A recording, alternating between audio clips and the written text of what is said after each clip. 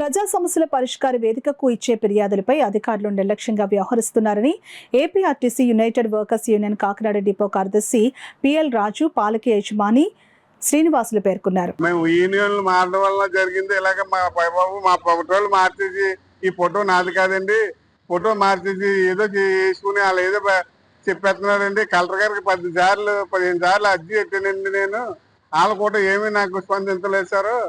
ఈ కూటమి ప్రభుత్వం నన్ను చేరదీయాలని కోరుకుంటున్నాను. నేను ఏ పాపం చేశానో అని బాధపడుతున్నాను. నా పిల్లలతో, 2 ఆడపిల్లలతో అన్నం లేకుండా రోడ్డు మీద అడుక్కుని తిని పరిస్థితి వచ్చేసిందండి. నాకు సాయం చేయాలని కోరుకున్నాను సార్. నాకు ఏదో పచ్చాయనం ఇస్తే నేను ఎక్కడో దిక్కుని చేసుకోగలుగుతాను సార్. కొద్ది మా మీద దయకలిసి మాట్లాడాలందరూ చూడాలని కోరుకుంటున్నాను. చూసి నేను చేస్తాం అన్నారు. ఇక్కడికి వచ్చిందంటే కోర్టుకి వెళ్ళిన తర్వాత కోర్టు నుంచి తెచ్చుకోకపోయి మేమేం చేయలేం అని చెప్పి అన్నారండి. నేను లోకేష్ గారి దగ్గర కూడా వెళ్ళామండి. లోకేష్ గారి దగ్గరికి వెళ్ళినా జరిగే న్యాయం జరగలేదండి. ఉద్యోగం లేక చాలా భార్య పిల్లలతో చాలా ఇబ్బంది పడుతున్నాయండి 4 సంవత్సరాలు బట్టి. అయినా ఉద్యోగం అయితే ఇప్పించారు. నువ్వు కోర్టుకి వెళ్ళావు కదా, కోర్టు నుంచి తెచ్చుకోవాలన్నారు తప్పించి. కానీ పోనీ మేము అందరికీ 6 నెలలకి మాకంటే 5 కేసులు కాకినాడ డిపోలోనే ఇచ్చారండి. సెల్ ఫోన్ కేసులు 3 నెలలకి 4 నెలలకి కూడా ఇచ్చారు. ఆన్లైన్లో వీడియో కాల్ తీసినవి కూడా ఇచ్చారండి. మరి నేనేం న్యాయం చేసినా నాకు ఉద్యోగం ఇమ్మంటే ఇవ్వట్లేదండి. నేను భార్య పిల్లలతో చాలా ఇబ్బంది పడుతున్నానండి. మా భార్య కూడా అనారోగ్యంతో బాధపడుతుందండి. నేనేమో ఆటో తోలి బతికితే సాగిన్నామండి. ఇక ఫ్రీ బస్సులు వచ్చిన తర్వాత అది కూడా లేదండి. నేను ఏం చేయాలన్నది కూడా బతుకుదేరికి అర్థం లేకుండా పోయిందండి. నాకేదో మీరందరూ దయచేసి నాకేదో ఉద్యోగం ఇప్పించారని చెప్పేసి మీకు మీడియా ద్వారా నేను తెలియపరుస్తాను. మీ సమస్యకి మీ పరిష్కారం కూడా నమస్కారం అని ఏబిఎన్లో కూడా గతంలో వేశారు. ఫోటోలు మార్పింగ్, ఇది ఎంత అవమానం అండి. కాల్ లేనోడు ఫోటో, ఇతని ఫోటో కూడా మార్పింగ్ చేసి కలెక్టరేట్ అధికారులని తప్పుదో పట్టించడం అనేది ఎంతవరకు సమంజసం?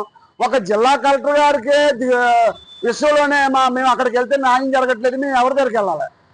ఇది మీ మీడియా మిత్రుల ద్వారా ఎందుకు తీసుకెళ్తున్నామంటే, ప్రజలు ప్రభుత్వం మీద ఎంతో నమ్మకం పెట్టుకున్నారు. కలెక్టర్ గారి దగ్గరికి వెళ్తే మా సమస్యలకు పరిష్కారం దొరుకుతుందని. పరిష్కారం దొరకకపోగా మేము వేరే చిక్కులో చిక్కుంటున్నాం. మమ్మల్ని డ్యూటీలో ఆర్ట్ డ్యూటీలు వేసి చాలా ఇబ్బంది పెడుతున్నారు. ఎందుకంటే ప్రశ్నించేవాడిని గొంతుకు నొక్కేయాలనేది కాకినాడ డిపోలో జరుగుతుంది. మీ మీడియా మిత్రుల ద్వారా తెలియజేస్తుంది. మాకు న్యాయం చేయండి. ఇతనికి 5 సంవత్సరాల మటుకు ఉద్యోగం లేదు. ఇతరులకు ఇచ్చే ఉద్యోగం ఇవ్వడానికి వచ్చిన రూల్స్ ఇతనికి ఎందుకు వర్తించవు? అంటే రాజ్యాంగంలో ఇది ఏమన్నా ఇటువంటి వాళ్ళకి కోర్టులకు వెళ్ళేకి ఉద్యోగాలు ఇవ్వద్దు, మీరు ఇబ్బంది పెట్టండి. మీ రాజ్యాంగంలో, ఆర్టీసీ రాజ్యాంగంలో ఏమైనా ఉందండి? చాలా ఇది అమానుషం, ఈ రాజ్యాంగానికి వ్యతిరేకం. ప్రజలు దీని మీద ప్రశ్నించాలి. ప్రశ్నించకపోతే ఇలాంటి అమాయకులు అన్యాయపోతారు. స్త్రీశక్తి పథకం వచ్చింది, ఈయన ఆటోతో కుటుంబాన్ని పోషించుకుంటున్నాడు. ఇప్పుడు అది కూడా గత్యంతరం లేదు.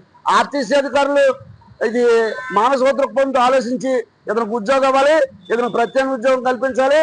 ఆర్టీసీ కాకినాడ డిపోలో ఇక్కడే కాదండి, ఏలూరు అయితే కానివ్వండి, రాజాం అయితే కానివ్వండి, ఎక్కడైతే అన్యాయం జరిగిందో ఆ అన్యాయాలన్నింటి మీద ఏసీబీ ఎంక్వైరీ చేయాలని నేను కాకినాడ కలెక్టర్లో ఇచ్చాను.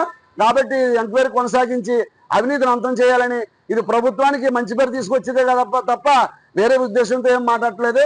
అవినీతి అంతం చేయలేదు ప్రభుత్వ కార్యక్రమం కాబట్టి చేయాలని కోరుకుంటూ మీడియా మిత్రుల ద్వారా తెలియజేస్తున్నాను.